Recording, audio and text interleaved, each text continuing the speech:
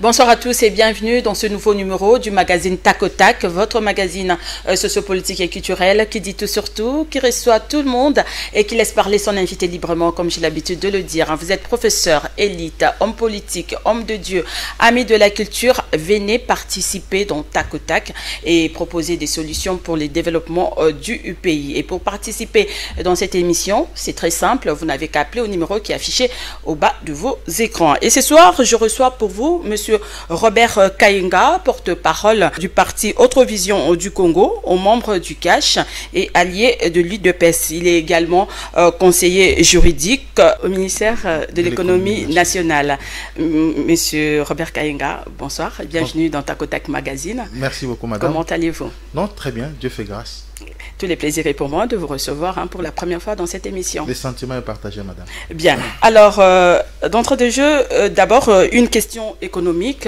Monsieur Robert Kayinga, vous êtes au ministère de l'économie comme conseiller juridique. Dites-nous, le dollar monte. Les prix de produits de première nécessité augmentent. Dites-nous, Madame le ministre de l'économie, serait-elle dépassée par les événements? Madame, je vous remercie pour cette question. Elle est très préoccupante au regard de la situation économique de notre pays actuel et que donc il va falloir que les Congolais soient suffisamment informés. C'est vrai, lorsque les choses ne marchent pas, ça a des conséquences sur l'économie nationale. Mais ce que le peuple congolais doit savoir, c'est que chaque ministère a ses attributions.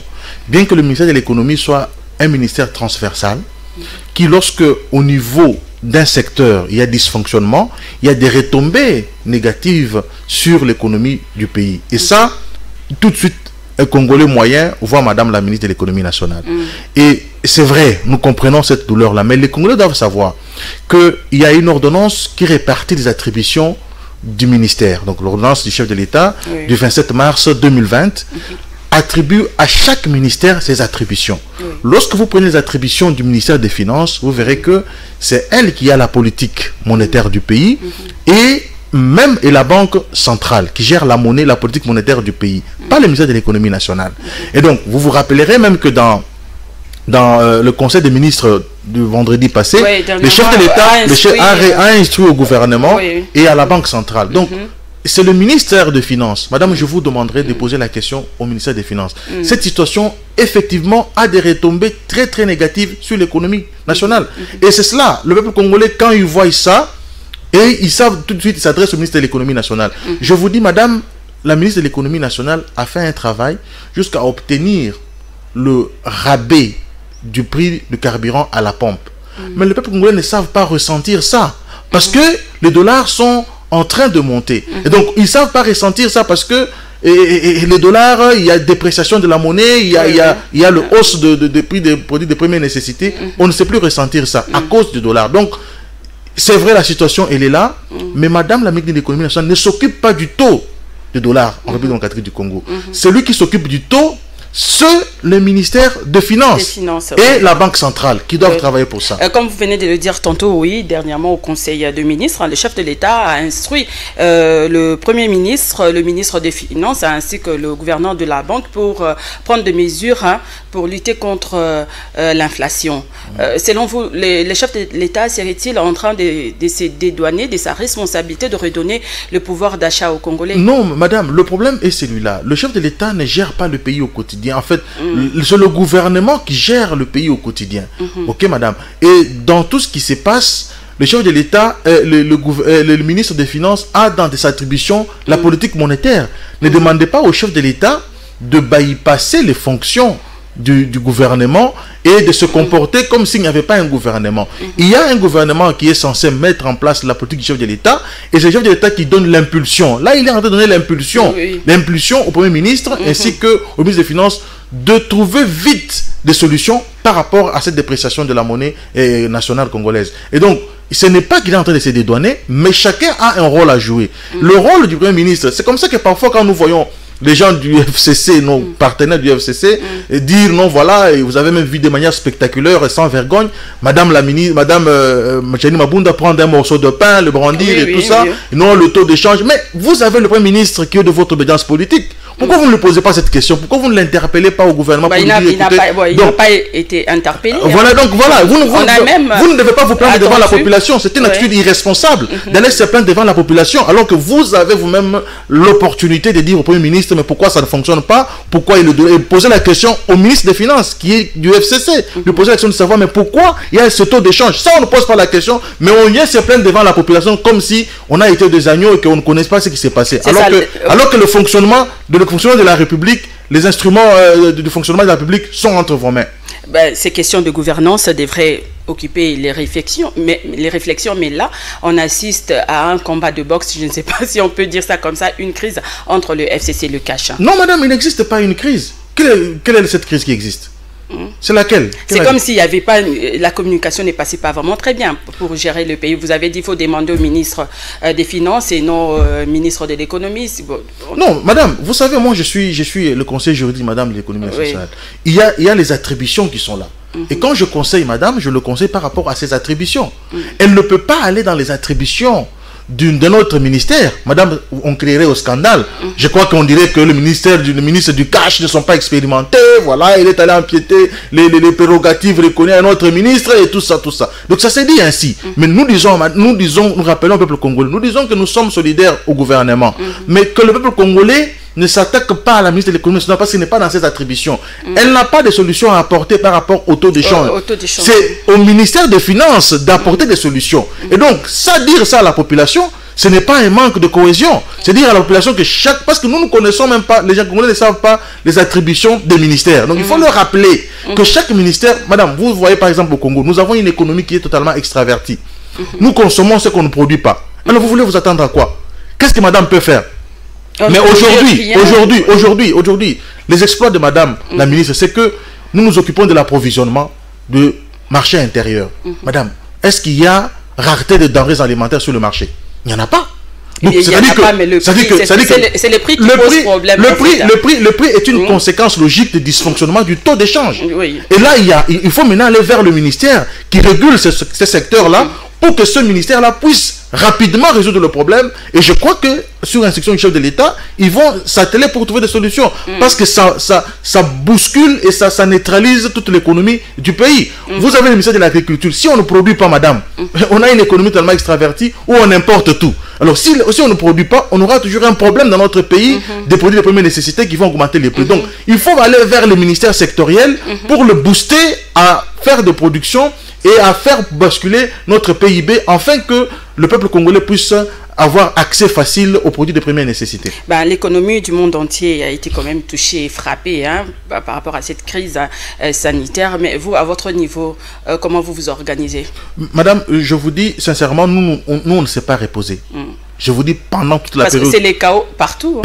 Oui, mais je vous dis aujourd'hui, les peuples congolais. Vous savez, madame, pendant que le Covid se vivait dans ce pays, il y a une ONG qui est sous impulsion sous l'encadrement de notre ministère, qui a bénéficié d'un prêt auprès de FPI et qui a bénéficié sur instruction du chef de l'État de la logistique militaire pour aller prendre tout ce que nous avons comme denrées, produits de première nécessité dans l'intérieur du pays et le ramener et le vendre à bas prix.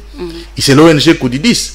Quand vous allez sur Kianza, quand vous allez à Matete, vous allez à Zigida, vous trouvez que Madame la ministre fait la ronde. Et nous contrôlons ces gens-là parce qu'ils ont bénéficié de prêts de la République démocratique du Congo à des pourcentages vraiment presque zéro pour le remboursement. Et nous contrôlons la structure des prix et nous surveillons ces gens-là. Mais ces choses se vendent à un prix au moins bas que celui-là. De deux, madame.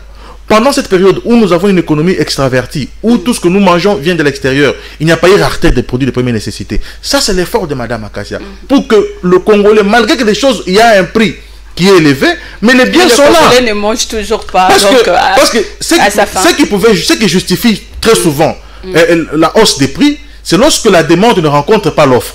Mais ici, nous avons l'offre qui est suffisante.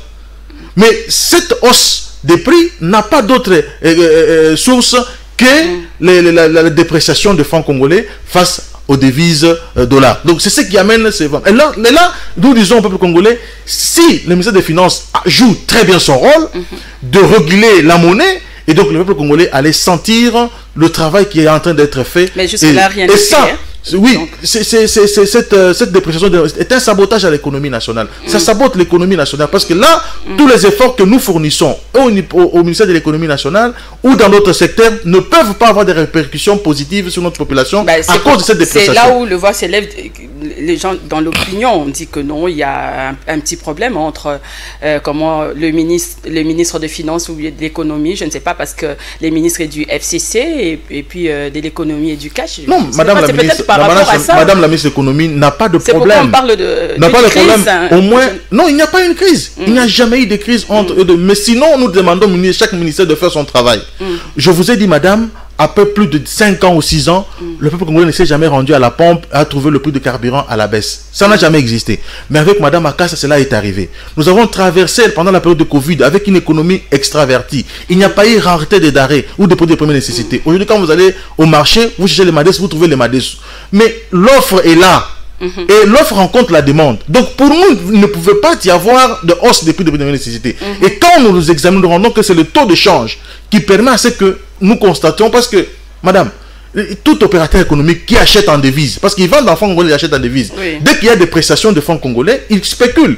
Il n'a qu'à augmenter le prix parce qu'il sait que si il n'arrive pas, il a acheté le produit de 3 000 $, il doit être capable d'aller racheter encore le produit de 3 000 $ à l'extérieur. Mais s'il va vendre au taux de change qui est déprécié, il pourra aller acheter le produit de 2 000 $, il pourra perdre 1 000 $. Et ça, c'est tout à fait normal, une réaction qui est aussi normale. Mais nous disons aux opérateurs économiques d'aimer ce pays, de travailler pour l'intérêt du peuple congolais, parce que ce pays, que ce soit les expatriés, que ce soit les nationaux, les a reçus dans ce pays. Et d'abord, l'intérêt, comme vous venez de dire, l'intérêt du peuple congolais, nos politiques ne travaillent pas pour l'intérêt de la population, c'est pour leur propre intérêt. Il faut de certains politiciens, parce que nous, avec le chef de l'État, nous travaillons pour la population.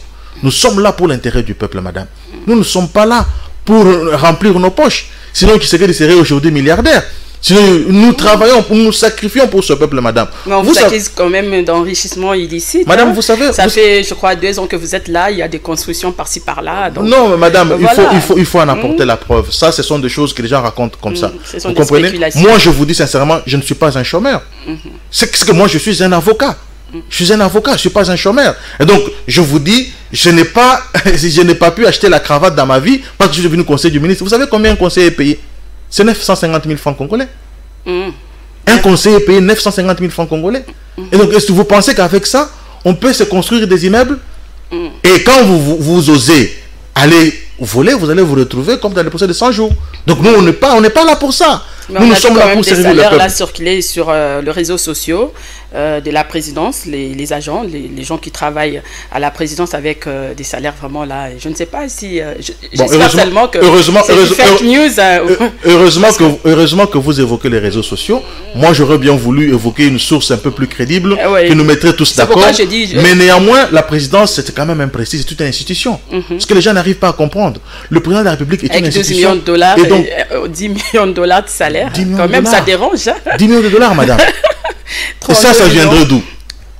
Ça viendrait d'où? On se pose les mêmes questions. Ah non, madame, écoutez, c'est pas à l'époque de Tshisekedi qui... Ça dérange quand même la population. Donc, si un fonctionnaire a 70 $ et... 12 millions de $ pour toute la présidence. Vous savez que c'est un organe quand même prestigieux, madame.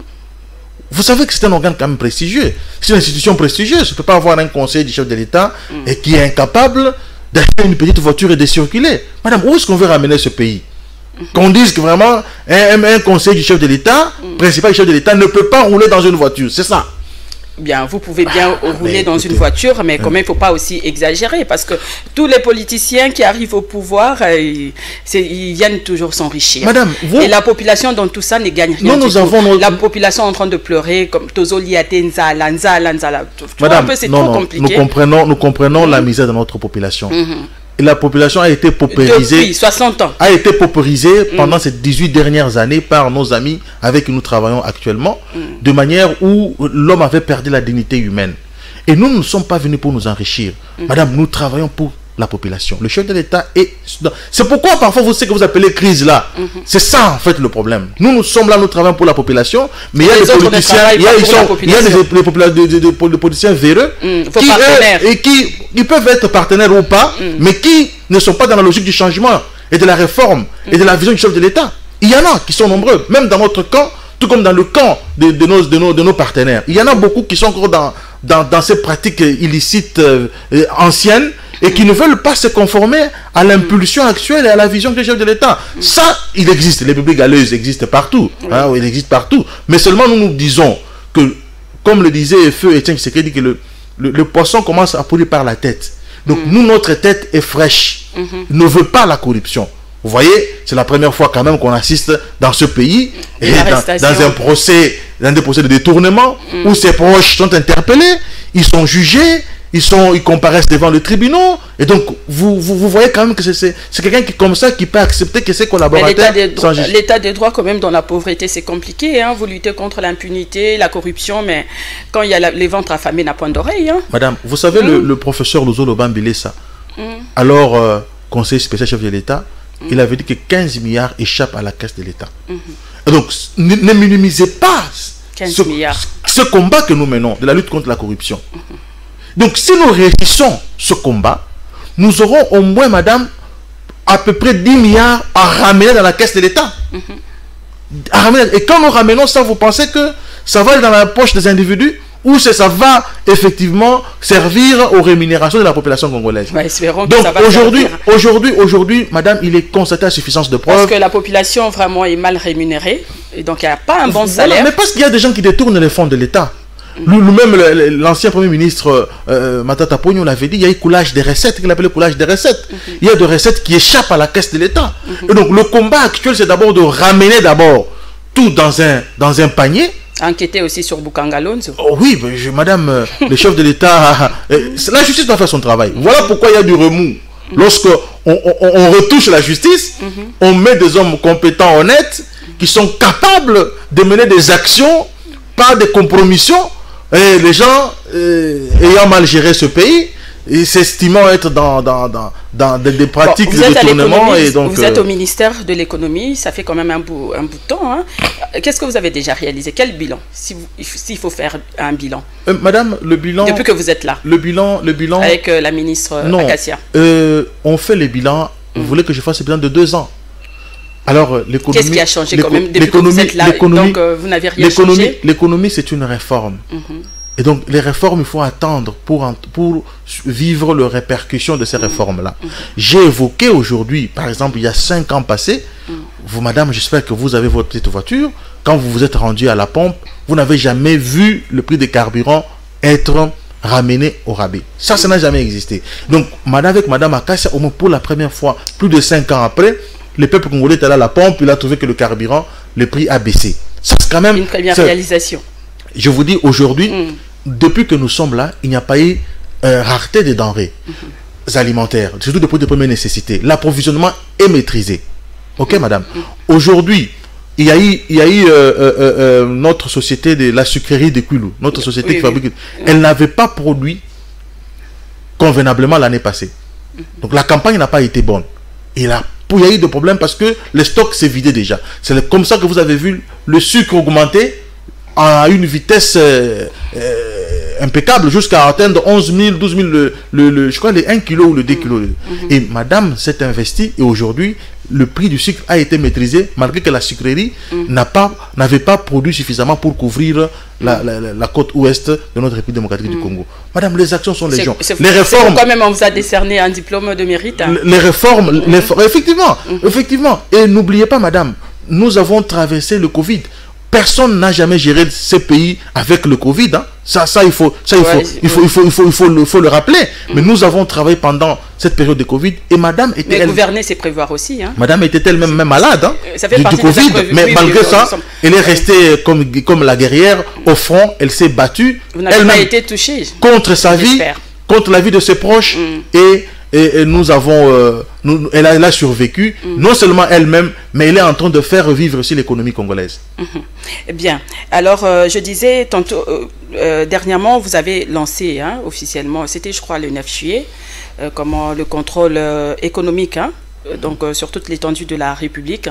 Comment ça se passe maintenant? Madame, il faut d'abord rappeler... Est-ce qu'il y a déjà les inspecteurs sur terrain? Il faut d'abord rappeler que...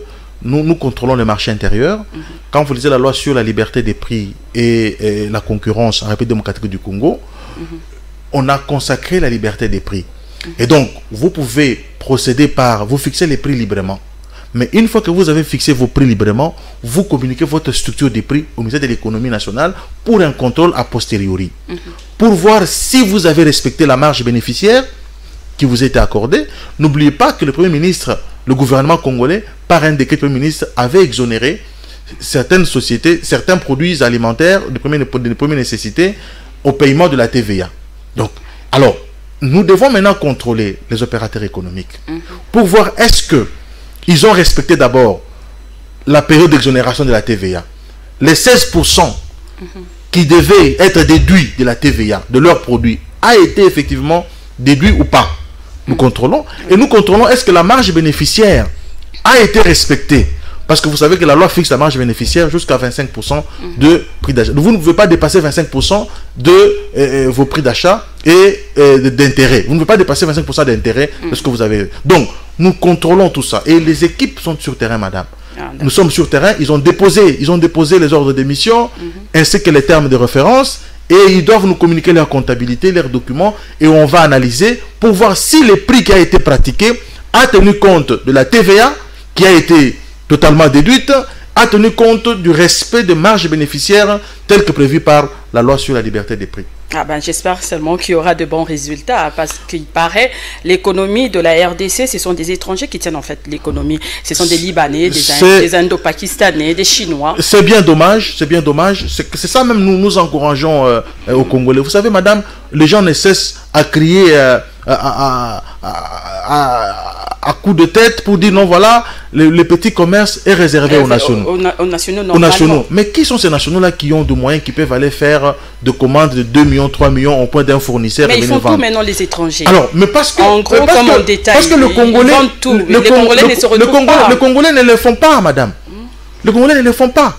Vous voyez, nous avons combien de Congolais aujourd'hui qui font le petit commerce? C'est-à-dire, ils peuvent aller chez un fournisseur, par exemple, chez Mino Congo. Il y a trop de taxes aussi, hein. Bon, madame, il faut le démontrer. Il y a eu beaucoup de conférences là-dessus. Les taxes en ce qui concerne le produit de première nécessité, madame, et il n'y en a pas aussi beaucoup. Je peux vous le dire. Aujourd'hui, avec les taxes dans l'ensemble de la République, oui.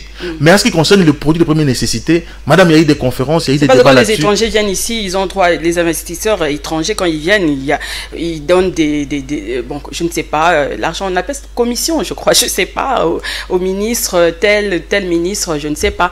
Et puis, ils viennent, vous voyez même des supermarchés. Madame, il n'y a que des Indiens, il n'y a que des Chinois. Aucun Congolais, fils du pays. Ces pratiques-là ont existé, mais je ne pense pas qu'avec notre gouvernement, avec notre pouvoir, il y a ce genre de pratiques et les ministres qui font ce genre de choses. Aujourd'hui, tous, nous sommes égaux devant la loi, donc personne n'est à l'abri de la justice aujourd'hui. Quand vous allez dans d'autres pays, comme en Éthiopie par exemple, il y a quand même des commerces réservés aux nationaux. Juste aux nationaux, les étrangers ne peuvent pas... Madame, mais ici, ça existe chez nous. D'abord, nous, le peuple congolais, est-ce que nous avons des compatriotes qui ont des supermarchés? Et combien vont acheter là-bas? Combien de nous avons, nous, le Congolais? Comment vont acheter chez le Congolais pour lui permettre de devenir millionnaire? Combien vont là-bas? Au Nigeria, il y a des jeunes millionnaires. Alors, de deux aussi, madame. Il se pose un problème entre le commerce, le grand commerce de fournisseurs, des expatriés, et le petit commerce. La personne qui doit jouer la liaison entre les deux n'existe pas.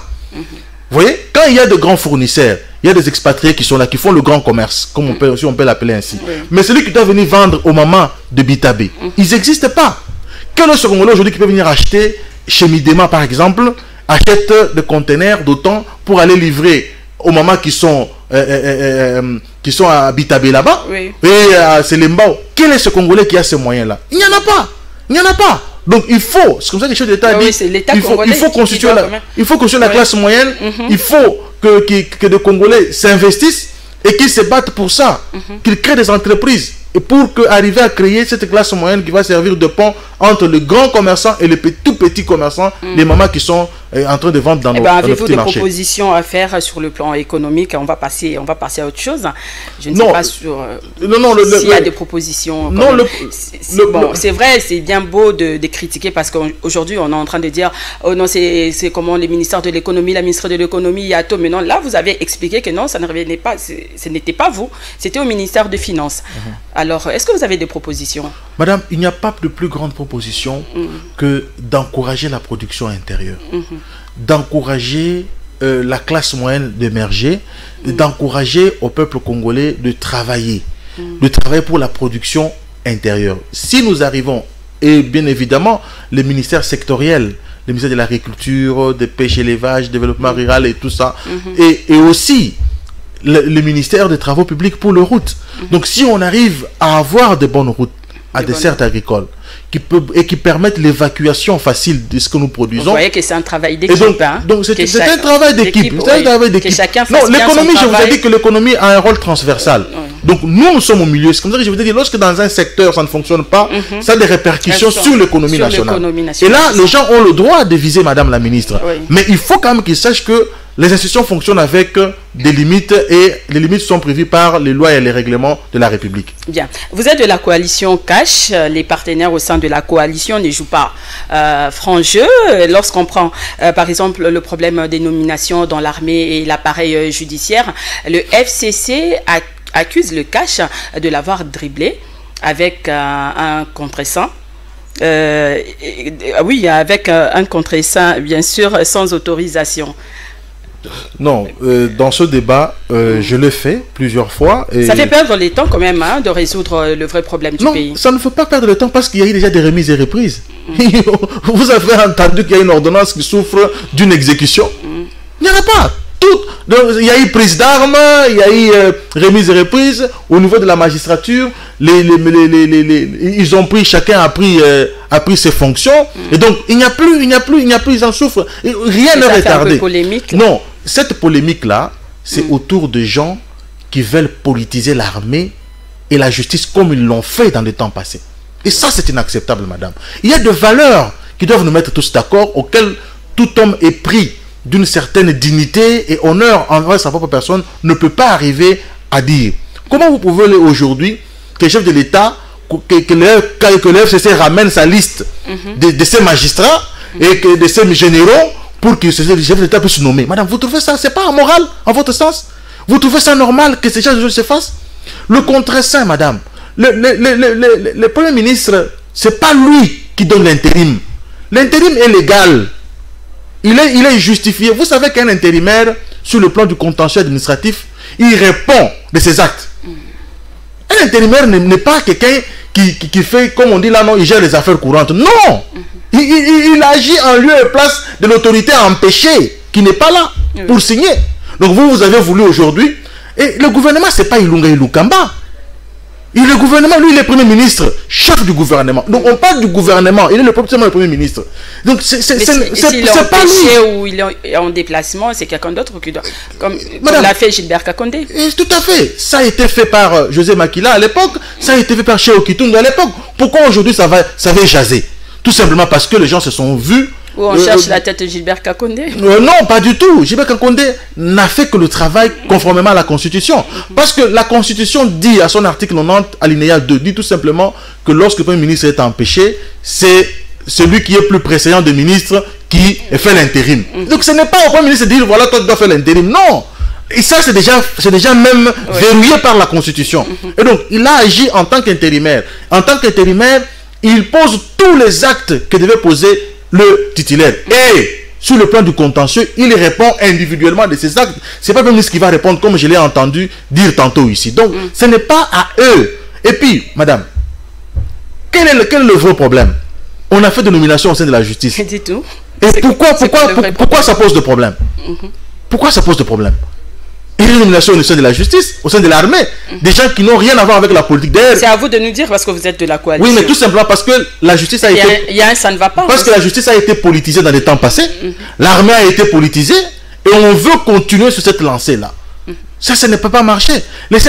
J'ai apprécié, je salue nos vaillants généraux. Ils n'ont pas suivi ces débats.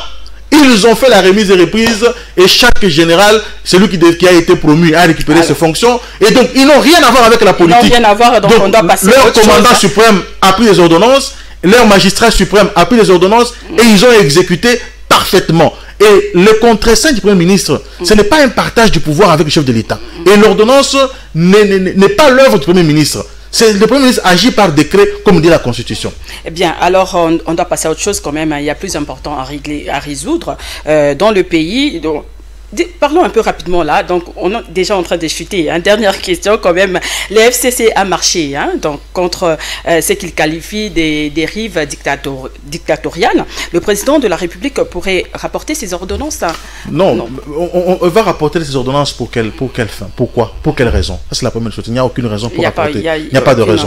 Cette marche, c'est quand même pour la première fois que le FCC marche. C'est la première fois que le FCC marche. Mais il semble que après cette marche, nous avons assisté à des scènes parfois qui n'encouragent pas, où des gens se battaient parce qu'il y avait des listes d'argent qui devaient se distribuer et tout ça. Et donc nous avons même vu certaines personnes marcher sans connaître pourquoi ils ont marché.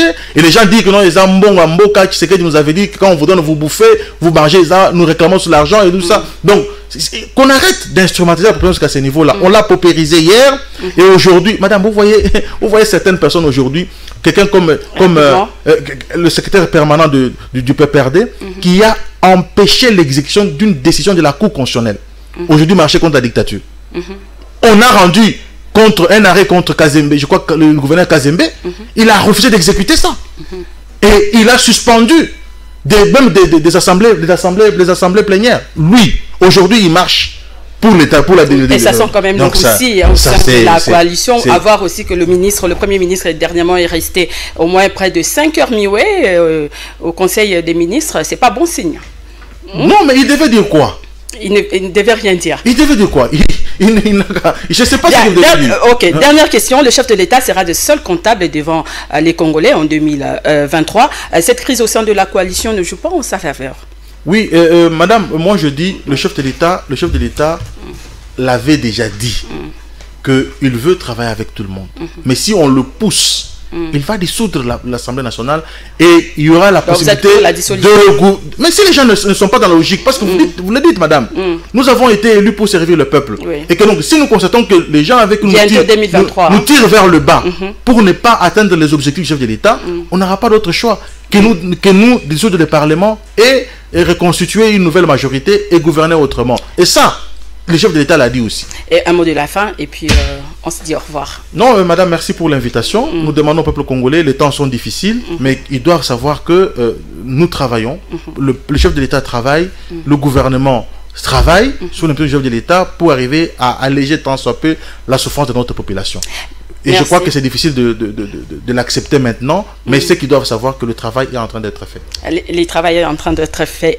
Bon, nous attendons les résultats. Eh bien, voilà, ça sera tout. En tout cas, merci d'être venu. Je rappelle que j'avais reçu pour vous ce soir Robert Kayenga, porte-parole du parti politique Autre Vision du Congo, membre du CACH et puis allié de l'UDPS et conseiller juridique au ministère de l'économie nationale. C'est la fin de cette émission, mesdames et messieurs. Merci à vous de nous avoir suivis. Merci à la grande équipe technique, Clovis Odinga, Rabi Samangwa, Freddy Kipimogel Chibamba, tout le monde, merci, merci beaucoup.